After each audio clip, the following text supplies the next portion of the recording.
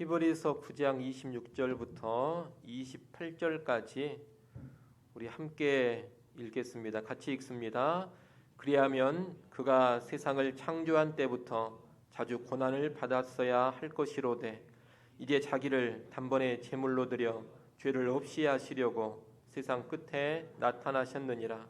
한 번 죽는 것은 사람에게 정해진 것이요 그 후에는 심판이 있으리니 이와 같이 그리스도도 많은 사람의 죄를 담당하시려고 단번에 들이신 바 되셨고 구원에 이르게 하기 위하여 죄와 상관없이 자기를 바라는 자들에게 두 번째 나타나시리라. 아멘. 이번 주 금요일이면 예수님께서 이 땅에 오신 것을 기념하는 성탄절 절기입니다. 예수님께서 성탄절인 12월 25일에 태어나신 것은 아닙니다. 다만 교회가 임의로 날을 정해서 예수님의 성탄을 기념하고 축하하는 것입니다. 보통 서방교회 전통에서는 12월 25일을 성탄절로 지킵니다만 그리스나 러시아 같은 동방교회 전통에서는 1월 7일을 성탄절로 지킵니다. 이 성탄절 자체가 정확하게 예수님이 태어나신 날을 기억하는 것이 아니기 때문에 이런 날짜의 차이는 별 의미가 없습니다. 나아가 이 성탄절 절기 자체를 지키지 않는다 하더라도 크게 문제될 것은 없습니다. 만약에 혹시라도 성탄절이 교회의 건전한 신앙에 회방거리가 된다면 교회는 마땅히 이 절기를 폐하는 것이 옳을 것입니다. 그런 성탄절은 지키지 않는 것이 더 유익하기 때문입니다. 그러나 이 성탄절이 신앙에 유익하게만 사용된다면 성탄절 절기를 지키는 것도 무척 좋은 일이 될 것입니다. 우리 교회는 성탄절을 지키고 있습니다. 그렇기 때문에 이 성탄절이 부정적으로 활용되는 것을 경계하면서 동시에 신앙에 유익되는 방향으로 성탄절을 지켜갈 수 있어야 하겠습니다. 신앙의 유익과 연관해서 우리는 이 성탄절에 크게 두 가지 의미를 생각할 수 있어야 합니다. 하나는 예수 그리스도께서 죄인들을 위해 이 땅에 오신 것을 기억하면서 그 은혜에 감사하는 것입니다.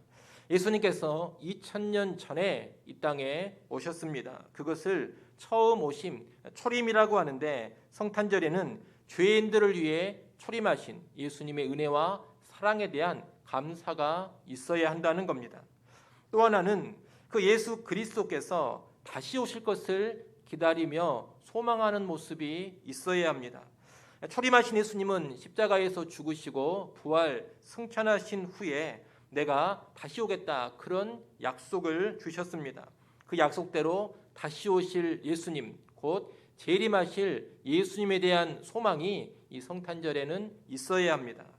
본래 이 땅의 교회가 성탄절을 처음에 제정할 때에 이 두 가지 의미를 염두에 두고서 제정을 했습니다. 초림에 감사하고 재림을 소망하자 그런 의도 가운데 성탄절 절기를 세웠다는 겁니다. 그렇기 때문에 오늘 우리도 성탄절을 지킬 요량이라면 이 둘을 함께 생각하는 것이 좋겠습니다. 오늘 본문 말씀도 보면 예수님의 초림과 재림을 함께 언급하면서 그 의미를 우리에게 가르쳐주고 있습니다. 먼저 오늘 본문 9장 26절을 여러분이 한번 읽어보십시오. 26절 말씀 읽습니다.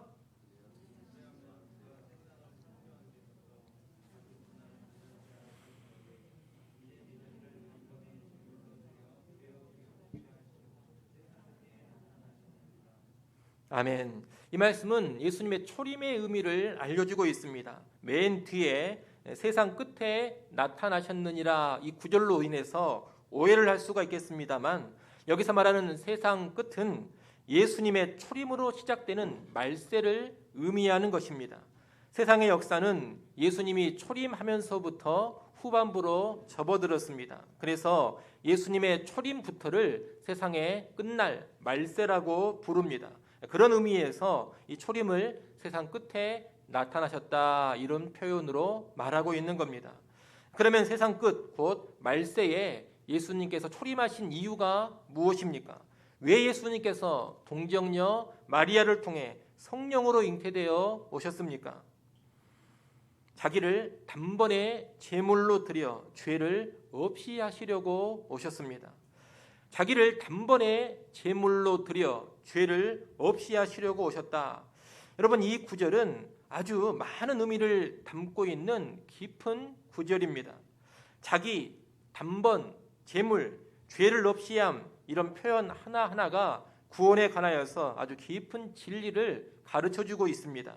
우리가 이 시간에 그런 것들을 다 세세하게 살펴볼 수는 없습니다. 그러나 구약의 희생 제사를 예수 그리스도께서 완성시키셨다, 이 정도는 이 구절을 통해서 우리가 알고 있어야 하겠습니다. 잘 아시는 것처럼 구약 시대에는 죄인이 죄 사함을 받으려면 짐승을 죽여서 그 피를 뿌려야 했습니다. 죄의 삭시 사망이기 때문에 짐승의 희생을 통하여 죄 사함을 받는 겁니다. 그래서 히브리서 9장 22절에 보면 피 흘림이 없은즉 사함이 없느니라, 이렇게 말씀합니다. 그런데 이 짐승의 피는 영원한 효력이 있지 않습니다. 일시적인 죄 사함의 효력이 있을 뿐입니다. 달리 말하면 이 짐승의 피는 근본적으로 죄 문제를 해결해 주지 못한다는 겁니다. 미봉책에 불과합니다. 그래서 구약 시대에는 짐승의 피를 계속해서 흘려야 했습니다. 그때 잠깐 죄 문제를 해결하기 위해서 반복적인 제사를 끊임없이 드려야 했다는 겁니다. 예수님이 오신 것은 그 반복적인 희생의 제사를 끝내버리고 확실하고도 영원한 죄사함을 주시기 위함입니다.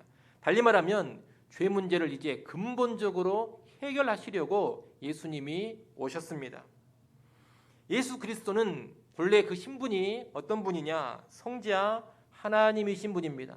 그 성자 하나님께서 사람이 되어 오신 분이 예수 그리스도입니다. 그래서 그분은 죄가 없는 분이요, 사람이 되신 그분의 피는 아주 보배로운 피, 보혈입니다. 그 가치나 효력이 짐승의 피에 비할 바가 아닙니다. 그 예수님께서 십자가에서 자신을 희생제물로 바치셨고 그 보혈을 흘려서 영원하고도 완전한 죄사함을 이루신 겁니다. 히브리서 9장 12절로 14절에 보면 이러한 내용을 잘 가르쳐주고 있습니다.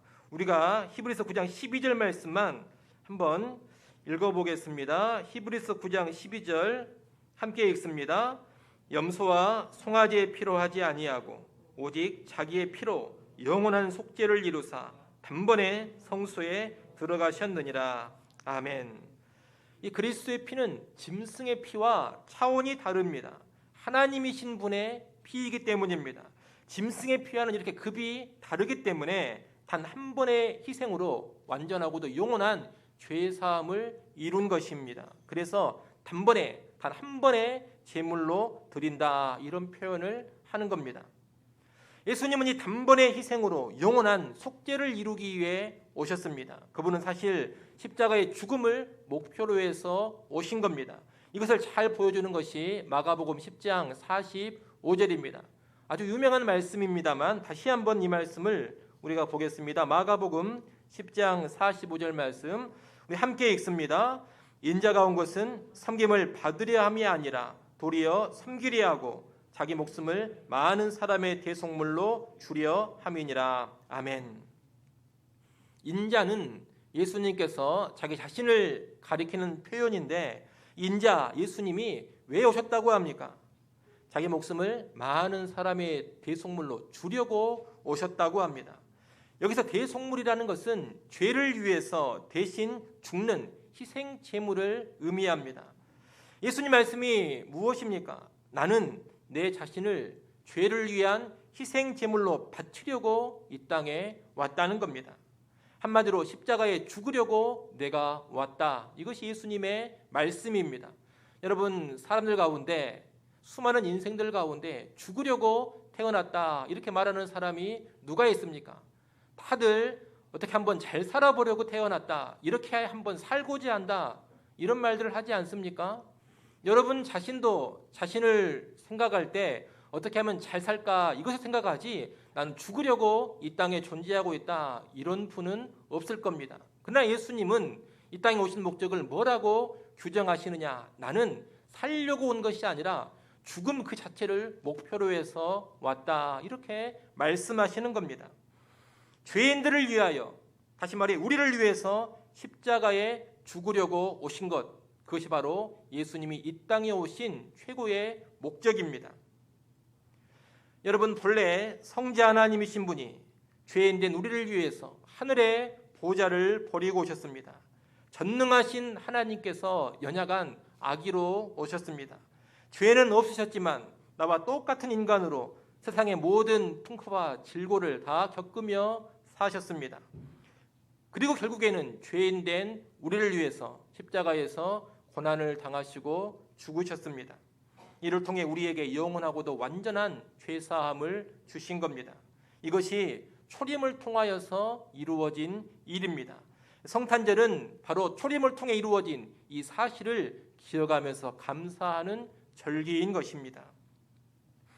그러니 우리는 이 성탄절을 보내면서 무엇보다 이 초림을 통해 이루어진 십자가의 은혜, 죄사함의 은혜, 구원의 은혜에 대하여서 감사할 수 있어야 되겠습니다. 여러분, 성탄절은 죄사함의 구원을 이루신 하나님께 감사하며 영광을 돌리는 날입니다. 나를 위해 이 땅에 오시고 십자가에서 죽어주신 예수 그리스도께 감사하며 감격하는 날입니다. 만약 이 죄사함과 구원에 대한 감사도 없고 감격도 없다면 성탄절은 사실 지킬 필요가 없는 겁니다. 여러분, 성탄절은 그저 사람들끼리 서로 선물을 주고받으면서 서로를 향해서 고맙습니다, 감사합니다 이렇게 말하는 그런 절기가 아닙니다. 하늘 보좌를 버리고 나를 위해 이 땅에 오신 예수 그리스도께 감사해야 하는 절기입니다. 성탄절은 연인들이 서로의 사랑에 감격해야 하는 그런 날이 아닙니다. 자신을 내어주신 나의 영원한 연인이 되시고 나의 영원한 신랑이 되신 예수 그리스도의 사랑에 감격해야 하는 날입니다. 성탄절은 그저 가족끼리 식사하고 쉬면서 가족의 따스한 정이나 누리는 그런 날도 아닙니다. 독생자를 내어주신 하나님 아버지의 그 뜨거운 사랑에 감격해야 하는 절기인 것입니다. 우리가 그리스도인이라면 성탄절을 그렇게 보내야 합니다. 여러분 어떻습니까? 여러분이 보내는 성탄절, 여러분이 맞이하는 성탄절은 그런 성탄절이 되고 있습니까? 그런 성탄절이 아니라면 우리가 굳이 성탄절을 지킬 필요가 뭐 있겠습니까? 이 세상은 성탄절에 감사할 줄을 모릅니다. 죄 사함을 모르고 구원을 모르기 때문입니다. 아기 예수 그렇게 말들은 많이 하지만 그분이 왜 그렇게 오셨는지를 전혀 모르는 것이 세상입니다. 아무것도 모르면서 그저 흥청망청하는 것이 세상이라는 겁니다. 그러나 그리스도인들은 초림하신 예수님이 왜 오셨는지를 잘 알지 않습니까? 오셔서 무슨 일을 해주셨는지도 잘 알고 있지 않습니까? 그러기에 감사하면서 성탄절을 보내는 것입니다. 감사하기 때문에 그날 모여서 예배하는 겁니다. 감사하기에 예물을 드리는 것입니다. 죄사함과 구원에 대한 감사가 없다면 그날의 예배와 예물은 아무런 의미가 없는 겁니다. 그러니 여러분, 이 성탄절을 맞이하면서 내 심령 안에 구원에 대한 감사가 넘쳐나고 있는가, 이 사실을 꼭 점검하시기를 바랍니다. 나는 과연 십자가의 은혜에 감격하고 있는가 돌아보시고 살피라는 겁니다. 사실 교회에서 너무나 많이 듣는 말이 하나님이 사람이 되어 오셔서 나를 위해 십자가에서 죽어 주셨다, 이 말입니다. 수없이 들었을 것입니다. 너무 많이 들었기 때문에 식상할 수가 있습니다. 하지만 여러분, 그럼에도 불구하고 식상해 보이는 그 말이 최고의 은혜요, 최고의 사랑이라는 것을 절대로 망각하시면 안 됩니다. 자식을 키워보니까 이 자녀들이 사실 부모를 통해서 늘 최고의 사랑, 최고의 은혜를 받고 있음에도 불구하고 늘 그 사랑, 그 은혜 안에 있다 보니 부모님의 사랑이나 은혜를 제대로 모르는 것을 많이 봅니다. 부모님이 베풀어 주신 사랑과 은혜는 잘 모르면서 다른 사람이 뭔가 조금 좋은 일 해주면 거기에 그렇게 고마워하고 감격스러워합니다. 부모님이 큰 사랑 베풀어 주는 것은 잘 깨닫지를 못하고 친구가 생일날에 무슨 선물 하나 해주면 그게 그렇게 고맙게 여겨지고 감격해 한다는 겁니다. 우리 신앙도 그럴 때가 많습니다. 십자가의 은혜가 최고의 은혜요, 십자가의 사랑이 최고의 사랑인데 너무 식상해져 가지고 그 사랑, 그 은혜에 감격하고 감사할 줄을 모릅니다. 하나님의 사랑과 그리스도의 은혜에는 감사할 줄을 모르면서 다른 사람이 내게 무슨 좋은 일 하나 해주고 무슨 유익되는 거 하나 해주면 그게 그렇게 고맙고 감격스럽다 그러더라는 겁니다. 여러분들과 진정으로 성숙한 신앙이 되려면 주께서 베풀어 주신 십자가의 은혜와 구원의 사랑에 반드시 감사하고 감격하는 모습이 나와야 합니다. 자녀들도 철이 들면 나오는 모습이 무엇입니까? 부모님의 은혜와 사랑이 정말로 크다라는 것을 깨닫는 것입니다. 그저 익숙하게만 알고 있었던 부모님의 사랑과 희생과 헌신이 얼마나 크고 위대한지를 철이 들면 깨닫는 겁니다. 신앙도 똑같습니다. 신자가 철이 든다, 신자가 성숙했다, 이것을 뭘로 알 수가 있는 것이냐? 너무나 익숙하게 들려져 왔던 십자가의 은혜가 얼마나 놀랍고 큰 은혜인지를 자각하는 것, 구원의 은혜가 얼마나 감격스러운 은혜인지를 깨닫는 것, 여러분 이것이 바로 성숙함의 지표가 되는 것입니다. 그러니 여러분 이번 성탄절을 맞이하면서도 그런 성숙한 모습으로 나아갈 수 있기를 간절히 소원합니다. 우리 성탄절을 맞아 구제를 할 수 있습니다. 구제를 하더라도 주께 받은 사랑, 주께 받은 죄 사함의 은혜가 너무 크기 때문에 그에 대한 감사의 표현으로 구제를 하는 것입니다. 성탄절에 가족 간에 식사하며 따스한 청을 나눌 수도 있습니다. 여러분 그때에도 주께서 주신 은혜가 너무나 크기 때문에 은혜 받은 자로서 내가 좋은 아버지가 돼야 되겠다. 은혜 받은 자로서 내가 좋은 어머니가 돼야 되겠다. 주님의 놀라운 사랑을 받은 자로서 좋은 자녀가 돼야 되겠다. 이런 마음으로 가족 간에 따스한 청을 나누는 겁니다. 성탄절에 연인 부부간에 사랑을 표현할 수도 있습니다. 그 사랑을 표현할 때에도 그냥 표현하는 게 아닙니다. 주께서 나를 사랑하셨으니 주께서 나를 사랑하신 것처럼 나도 낮아지고 섬기며 사랑하겠노라, 이런 신앙의 고백 가운데 사랑을 표현하는 것입니다. 성탄절에 친구 사이에 교제를 나눈다 하더라도 사람이 친구를 위하여 자기 목숨을 버리면 이에서 더 큰 사랑이 없노라라고 말씀하시고, 실제로 친구를 위하여 자기 목숨을 버려주신 예수님의 그 사랑을 기억하고 그 은혜를 받은 자로서 나도 예수님처럼 정말로 좋은 친구가 되어야겠다, 이런 마음으로 깊은 우정의 교제를 나누는 것입니다. 무슨 말입니까? 성탄절의 모든 것이 나를 사랑하사 이 땅에 오셔서 죄인된 나를 위해 죽어주신 그리스도의 사랑에 감사하고 감격하는 가운데 이루어져야 한다는 겁니다. 여러분 그렇게 성탄절을 보내시기를 바랍니다. 나를 위해 이 땅에 오신 주님을 묵상하고 또 묵상하십시오. 깊이 묵상하십시오. 그리하여서 감사가 충만한 이번 성탄절 될 수 있기를 간절히 소원합니다. 이어서 여러분 28절 말씀을 또 한번 읽어보십시오. 28절 말씀 읽습니다.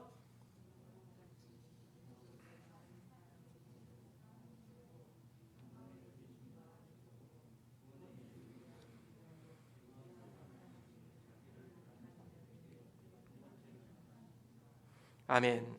그리스도도 많은 사람의 죄를 담당하시려고 단번에 들이신 바 되셨다. 이것은 우리가 앞에서 말씀드린 초림을 말하는 것입니다. 예수님은 죄사함을 위한 희생제물이 되기 위해 사람이 되어 오셨습니다. 그리고 단번에 제사로 영원하고도 완전한 죄사함을 이루셨습니다. 그리고 승천하사 보좌 우편에 앉으셔서 만유의 주로 통치하고 계십니다. 이제 그분이 다시 오십니다. 28절 뒷부분에서는 그것을 두 번째 나타나는 것이라고 표현합니다. 이것이 두 번째 오심, 곧 재림입니다. 이 재림은 죄와 상관없이 오시는 겁니다. 초림 때처럼 죄 사함을 위한 제물 데리고 오시는 게 아니라는 겁니다. 이미 그리스도의 희생 제사가 모든 죄 문제를 다 해결해 줬기 때문에 재림 때에는 더 이상 속죄가 필요 없습니다. 재림하시는 것은 구원에 이르게 하기 위해서입니다. 구원에 이르게 한다. 이 말은 구원의 완성을 의미하는 말입니다. 완전하고도 영원한 죄 사함을 이루신 그리스도께서 이제 완전한 구원, 완성된 구원을 누리도록 하기 위해서 다시 오신다 이 말입니다. 이 다시 오시는 재림의 날은 그리스도의 피로 죄 사함 받은 자들이 완전한 영광을 누리는 날입니다. 그날 그리스도의 피로 죄 사함 받은 모든 자들은 모든 죄의 영향력에서 완전히 벗어나는 최상의 상태를 누리게 될 겁니다. 지금은 비록 완전한 죄 사함은 받았습니다만 죄성이 우리 안에 남아 있습니다. 그래서 여전히 죄를 짓고 실패하고 쓰러지곤 합니다. 지금은 비록 죄의 권세, 사망의 권세가 완전히 무너지기는 했지만 죄의 잔존 세력이 남아 있어서 세상은 고통과 고난이 끊이지를 않습니다. 마귀의 권세는 근본적으로 깨졌지만 아직 마귀는 마지막 발악을 하고 있습니다. 그래서 사탄과의 싸움이 계속되고 있습니다. 여전히 세상은 죄로 타락한 세상이어서 이 땅에 슬픔과 눈물과 아픔이 많습니다. 질병과 육체의 죽음도 있습니다. 세상은 어지럽고 혼탁합니다. 그런데 이 모든 죄의 여파가 재림의 날에 완전히 사라집니다. 그날이 되면 죄가 초래한 모든 부정적인 것들이 다 소멸되는 겁니다.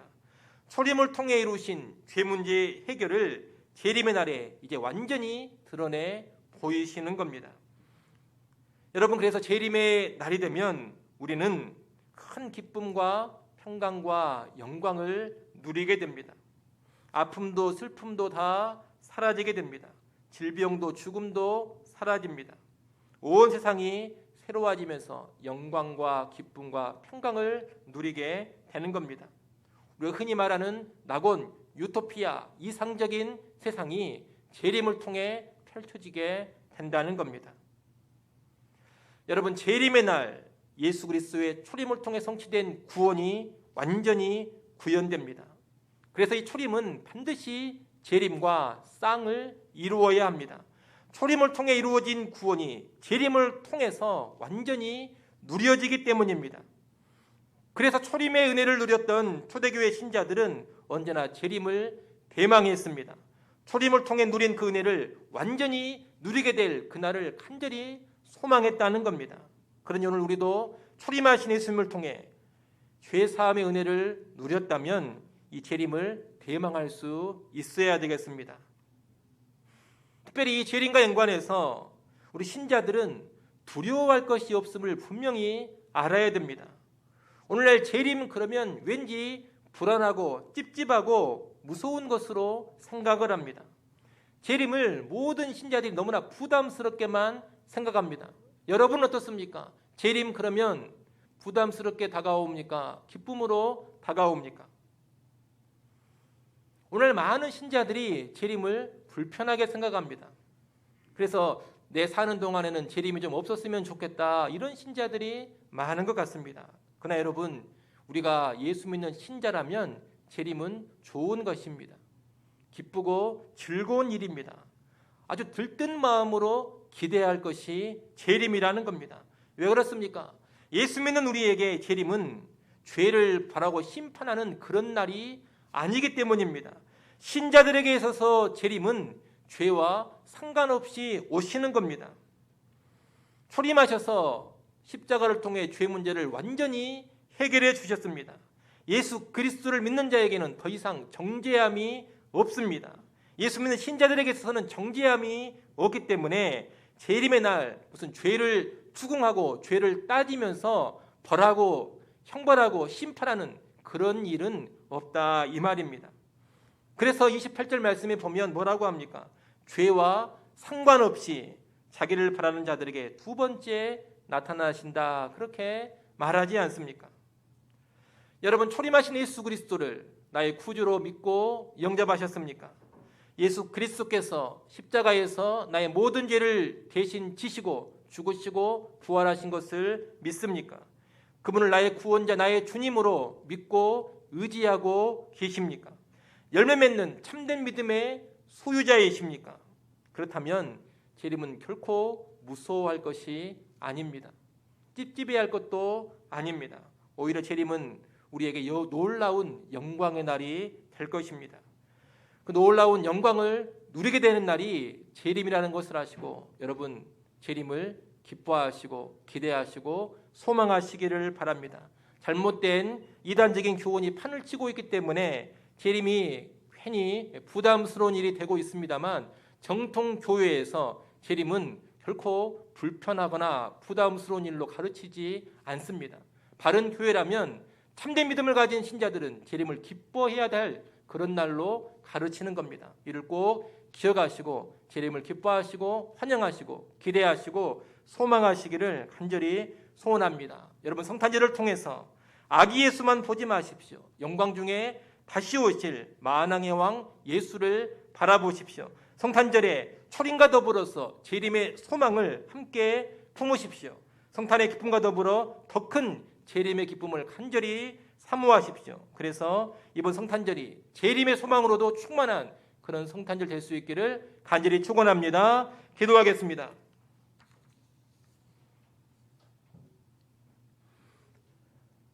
하나님 아버지, 우리가 다시금 성탄절을 맞이합니다. 이번 성탄절 초림하신 예수님께서 이루신 구원의 은혜에 대하여 십자가의 사랑에 대하여 크게 감사하는 절기가 되게 하여 주시옵소서. 또한 초림을 통해 이루신 이 구원이 재림의 날 완성됨을 확신하고 이 재림을 기뻐하고 소망하는 성탄절이 되게 하여 주시옵소서. 감사가 넘치는 성탄 되게 하시고 재림의 소망이 넘치는 성탄 꼭 되게 하여 주옵소서. 예수님의 이름으로 기도드리옵나이다. 아멘.